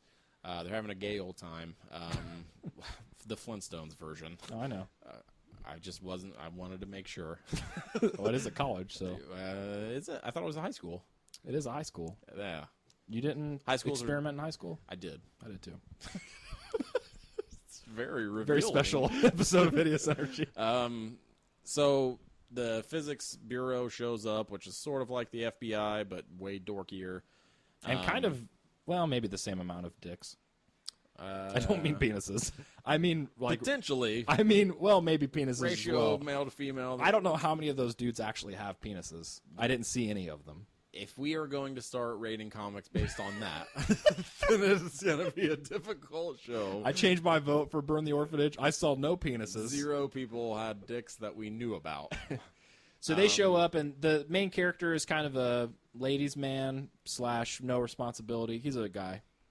He's a what? He's a what young, kind of statement are you making about males? That we have no responsibility and treat women poorly. Oh, well, that's probably pretty true. Yeah. And he's basically trying to make it through life by being not really a douchebag, but just he has no sense of... Not really any concerns. Yeah. Flying around by the seat of his pants. I'm struggling to remember every detail. I read this a week ago. What happens is, first of all, the guy, the like nerdy sort of scientist physics bureau guy, comes up to the high school principal, and this was fucking nuts. He's like, "Hey, we're here to fix the breakdown in gravity. Unfortunately, this also means that your school is 100% closed now, and it's not going to be okay." Which was crazy, because it made me wonder what repercussions we're going to see from something like this. Because even though they attempt to fix the gravity breakdown and they end up fixing it after some malfunctions. They bring in this huge machine that essentially like compresses the physics within there and rebuilds gravity, rebuilds the correct physics. Well, is that somewhat right? I'm asking. What it is bunnies. No, I'm being serious. I know. Listen to me. Listen for a second. I can't. I just remembered our statement from the beginning. You're not a scientist. I'm not, but I did read this book. Doesn't mean anything. But no, the guy from the Physics Bureau talks about how these things happen because we are literally having a breakdown in our reality. Right. So the fabric of our reality and the fabric of space-time is thinning. What it reminded me of a lot was Fringe. Because these things are basic. This is basically the entire series of Fringe. Like, that's what Fringe is. There's this alternate reality, and the fabric lining the universe between the realities breaks down, and in those spots crazy shit happens, or crazy shit can come through, and it fucks everything up. And they talk about it briefly in this issue if whether or not these breakdowns in our reality and space-time are happening because there's something else out there growing, or there's something else out there approaching our reality, our space-time fabric.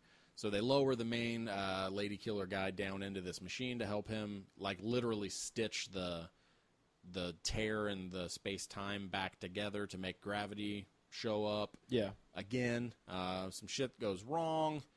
He's hanging down into this like fucking void, this like bright pink, beautifully colored void. Yeah. And they pull him back out, and in a conversation he has with the physics bureau guy, the physics bureau guy says, so he starts to ask him about hanging down in that machine while they're trying to fix gravity, and the lady killer guy cuts him off, and he's like, "Did I see anything From the beyond? from the beyond?" Yeah. And he's pretty cryptic about it.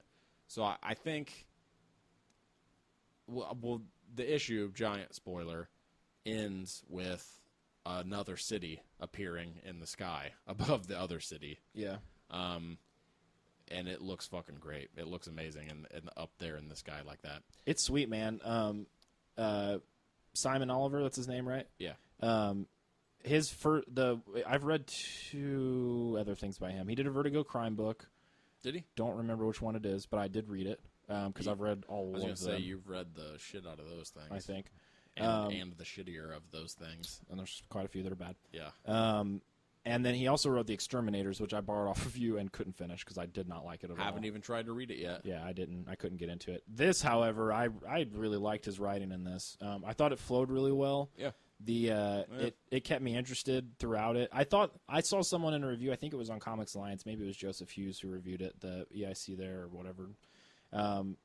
He talked about how he thought that the last panel could have been like a full-page splash or like a 2-page spread, like to really punch that in, because it seems like a pretty momentous thing that happens within their world. Yeah. And it's kind of governed to like, half a page. I like it like that. There at the very end. I think they could have, because I didn't initially see that it was a city. I just thought it was just a giant, like, cauliflower No, that's up in the a city. sky. The reason I like half it is... of it is. This other half is a cauliflower or a broccoli. You can pick. I like broccoli better. That's fine. I think the reason I like it as it is because we get it juxtaposed with someone's actual reaction.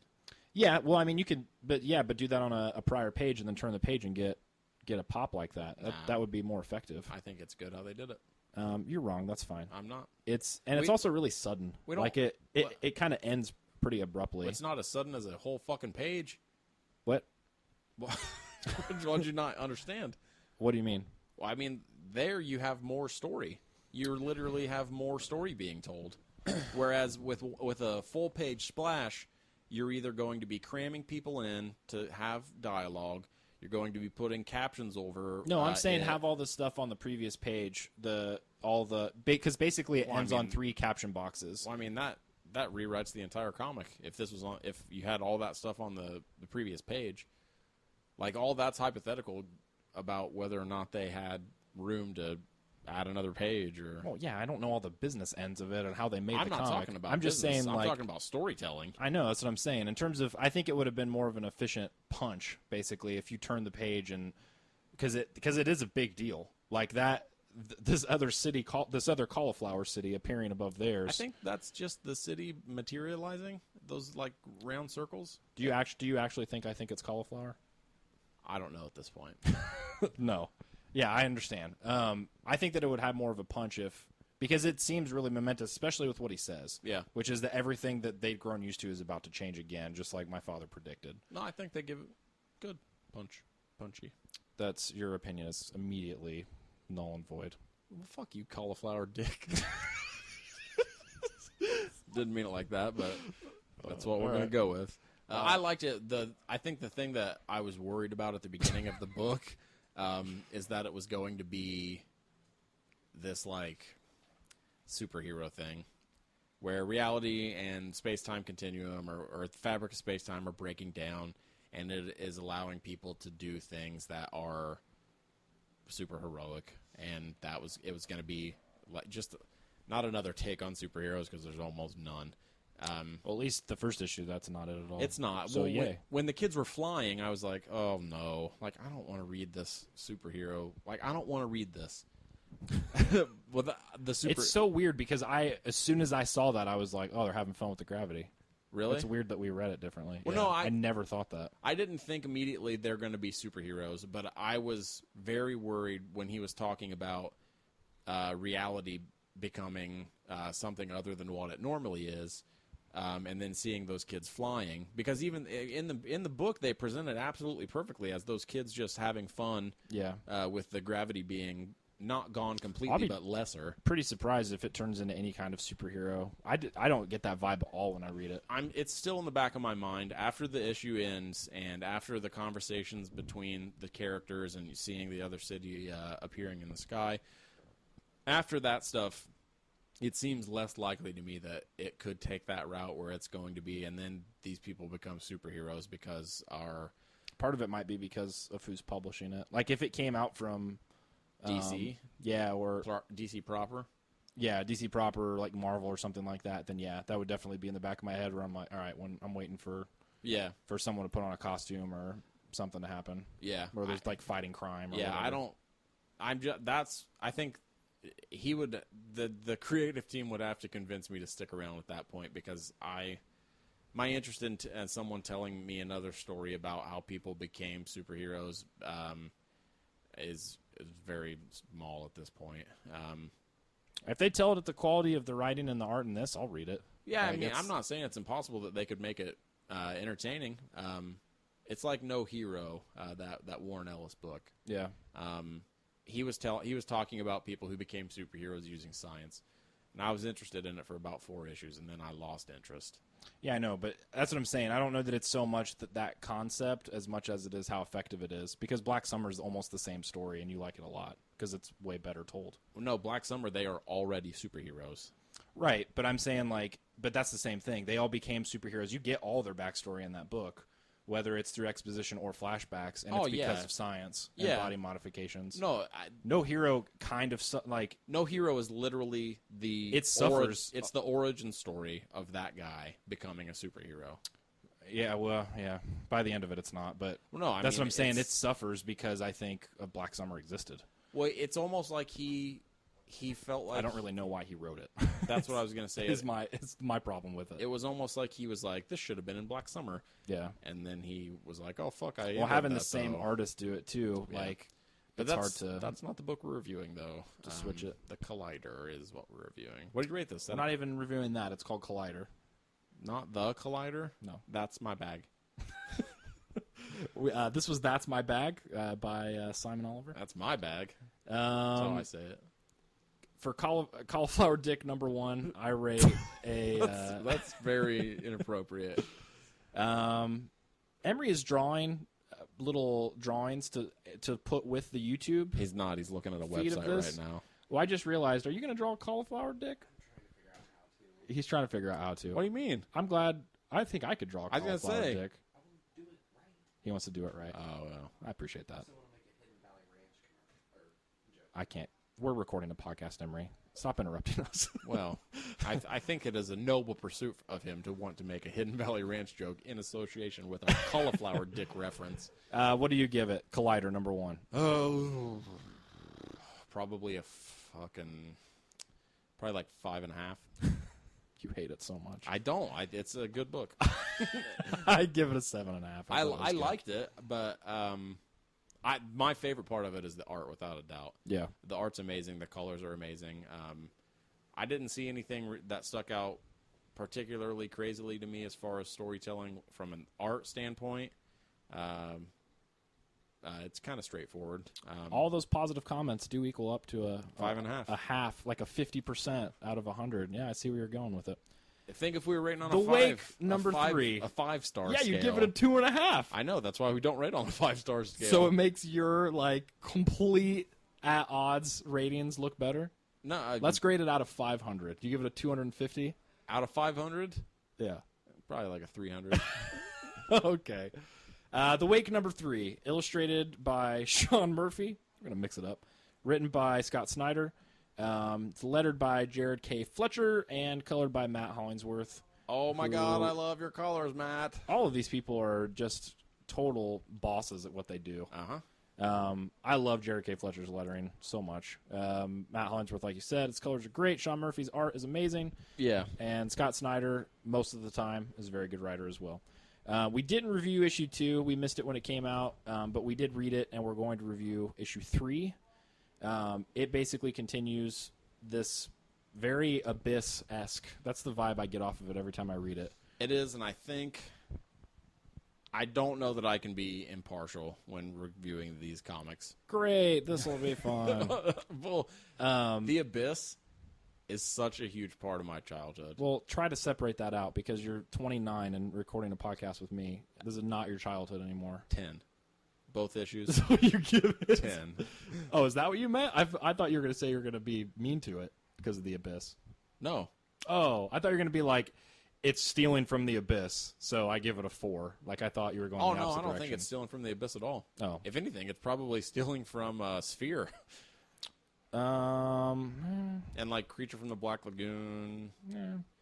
I don't think it's stealing from anywhere. I mean, if This will be a good quote. If it were stealing from places. Man, I hope that's on the trade when they publish it. Like, if it's stealing from anywhere, it's Sphere, the Black Lagoon, The Abyss. But I don't think it is. Plagiarists. The Abyss is one of my favorite movies. I had some sort of weird obsession with being underwater when I was a kid, and I think it came from Wanting to kill yourself? from drowning. No, it came from The Abyss because they're in this giant, not city, but this like giant, almost like International Space Station looking place. Yeah. Which is what it is in this, too. Yeah, underwater, and that's what they're stealing from The Abyss. Yeah. Or maybe real life. Who knows? Those things are real. Yeah. Maybe. No, but it's like I had such an obsession with that. Like I watched The Abyss so fucking much, dude. And this book, it connects with that part of me. I like it a lot. I don't know if that's what you're saying or not. I am. I am saying that. Are you actually? I am, yeah. Okay. I think it's really good. It's pretty... to me, it has the exact right balance of being... sexy and cute is what I started to say. That's from Crazy Stupid Love. That's that. Yeah, that's the line from that movie. How are you doing this like unbelievably sexy but also cute thing you've got going Well, no, on? that's what he says about his wife. Yeah, and then Ryan Gosling steals it. Yeah. It has the perfect balance of being completely like Sci-fi. crazy over the top stuff that happens constantly where it's like, okay, so issue 3 opens up with the disaster, Mars, 3.8 billion years ago, and something hits the bottom of it and it like It goes through the entire planet is what it looks like. Mushroom clouds out the bottom, and then we go to the rig. Yep. Like, there's no explanation for that. That's been in every single issue where there have been these things that I'm assuming is going to be some connection to this alien life form that ties all of those things together. Potentially. Is my guess. Well, there's a lot of awesome pseudoscience in this issue. Yeah. Where they're saying things, the characters are saying things, and I'm like, is that real? Is that fucking real? Yeah, he does a good job with that. Snyder does with that dialogue because it's again, if you're not a scientist like we aren't, We're not.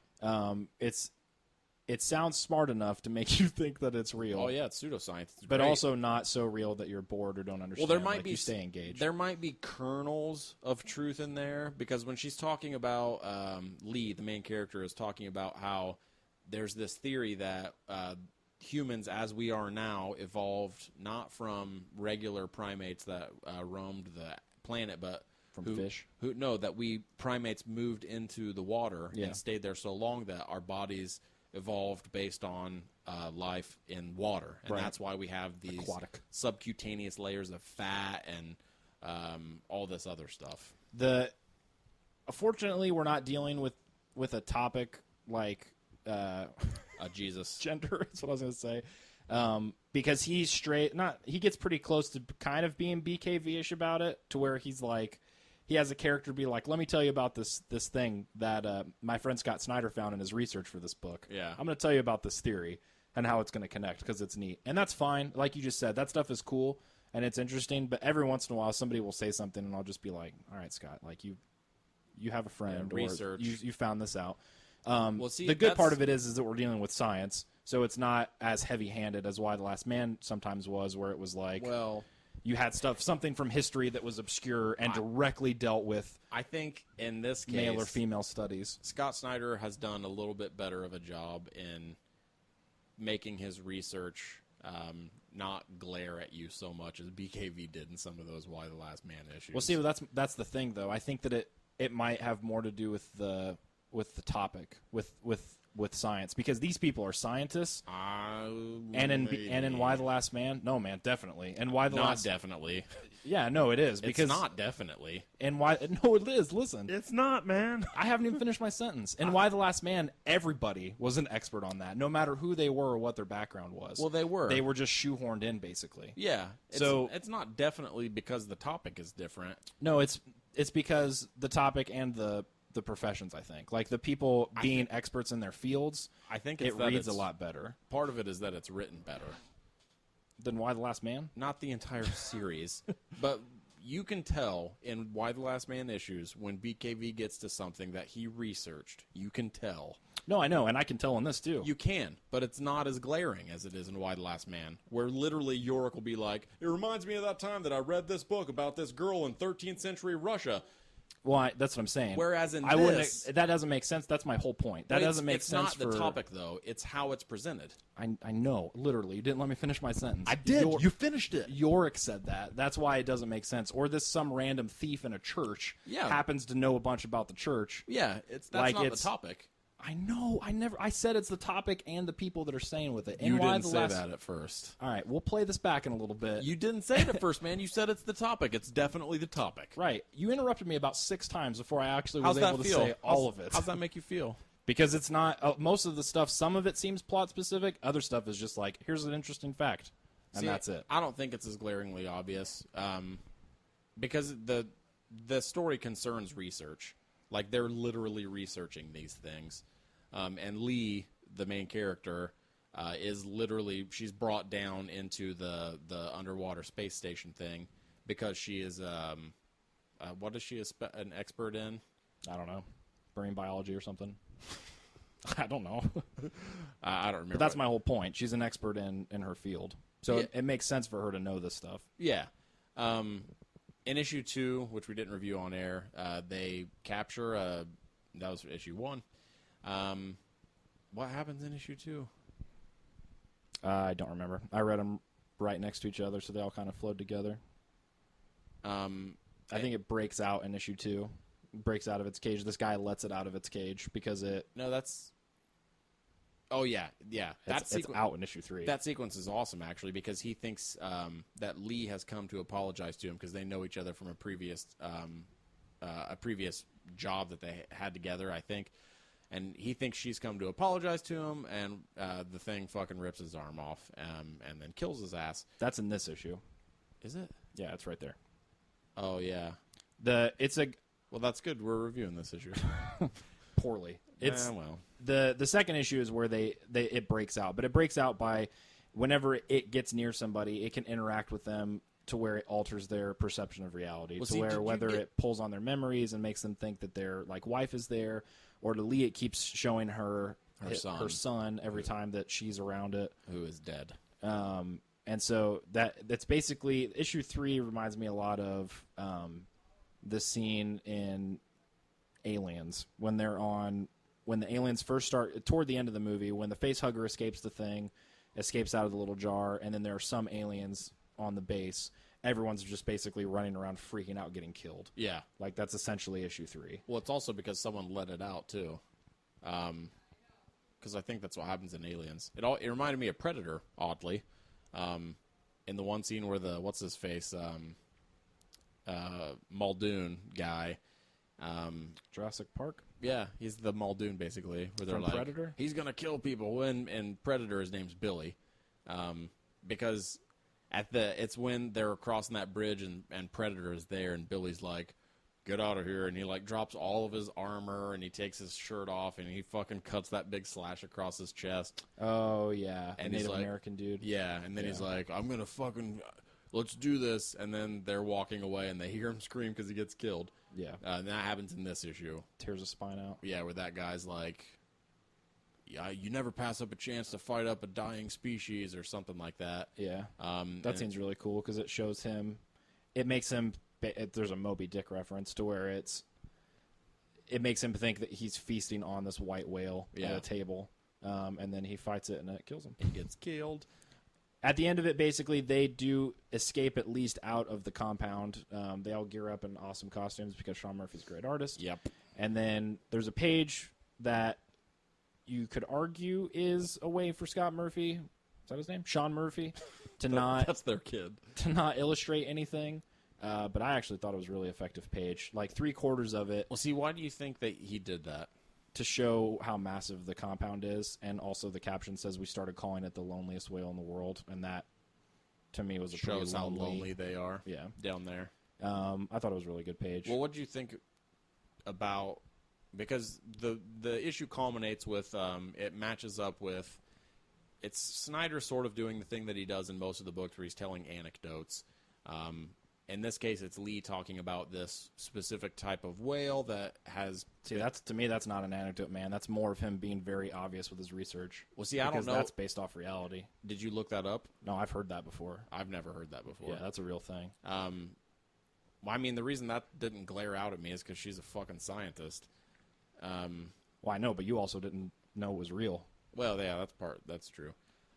She's talking about a whale who has been heard communicating at a different frequency than most whales do, or all whales, I think, because all whales communicate using these very low frequency sounds, but there's this one whale that everybody has heard, everybody, like your mom's heard it. It's 52 hertz. It's way above the range of normal whales, which are, what do they say it is? It's somewhere between It's like low. something and 20. Like the highest normal range is like 20, so it's double the highest normal range. So that's what she has been researching, like her entire life.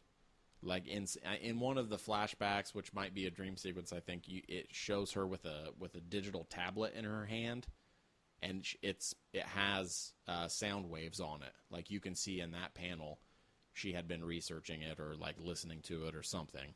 But it's very, very brief. It's when the bird is like, "That's not your kid, get out." Yeah. Because the crazy monster fish thing can shoot not acid, but it's like dream juice. I mean, it looks like acid. It looks like it burns. Yeah, it doesn't look like it's a good time type of deal.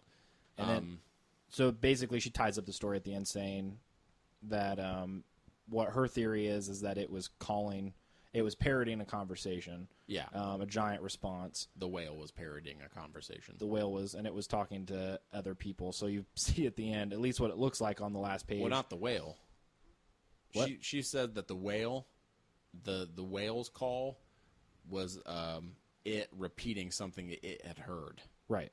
A conversation. Yeah, but because it was two different it was parroting two different voices, not just one. Well, throughout the issue, before the like mermaid thing breaks out, yeah, it is emitting some sound, like right. It's putting sound out, and that's when she says at the end of the issue is when she's like, it wasn't. That part was kind of convenient because she was like, this creature, this random thing that we've never heard about or seen ever, was making a noise that sounded a lot like a part in this whale's call. Yeah, I was like, oh, all right, but it's okay. It's a cool payoff though. It is a cool payoff because she's like the creature that we trapped and captured wasn't talking to us; it was talking to them. Yeah, and it shows a lot, 200 maybe of those whale men, mer whales. Mer whales is what we'll go with. Which I'm not convinced that that's real.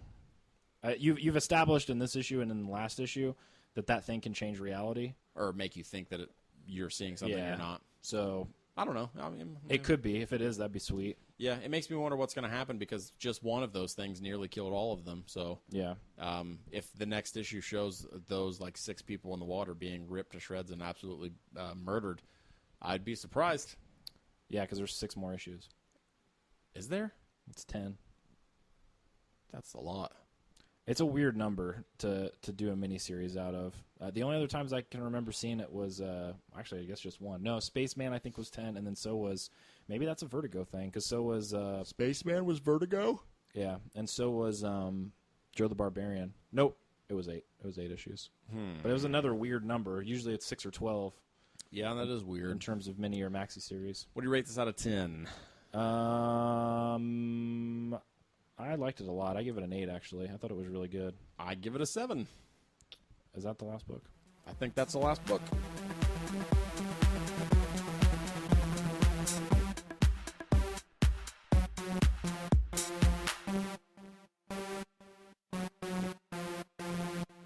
Have you ever been alone in the woods and you needed a hatchet, but also you kind of wanted to read Action Comics? Yes. That's happened to me. Only it was kind of a similar situation. I was in the desert and I needed Ultimate Spider-Man. Yes. Luckily, DCBS was there for me. Discount Comic Book Service. You can find them on dcbservice.com. Yes. Online, they will throw out parachutes of supplies and comics, little like parcels, like in Lost, where they drop food Yes. onto the island. Is that your line? No. Okay.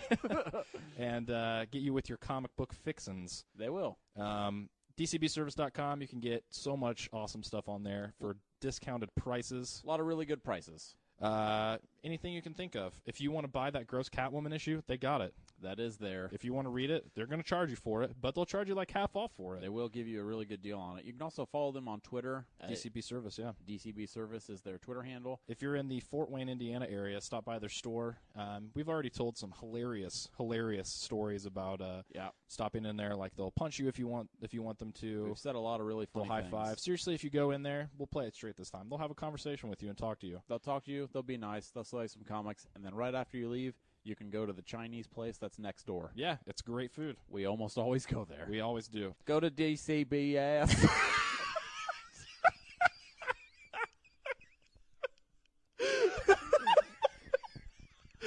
Go to DCBservice.com and get some comics.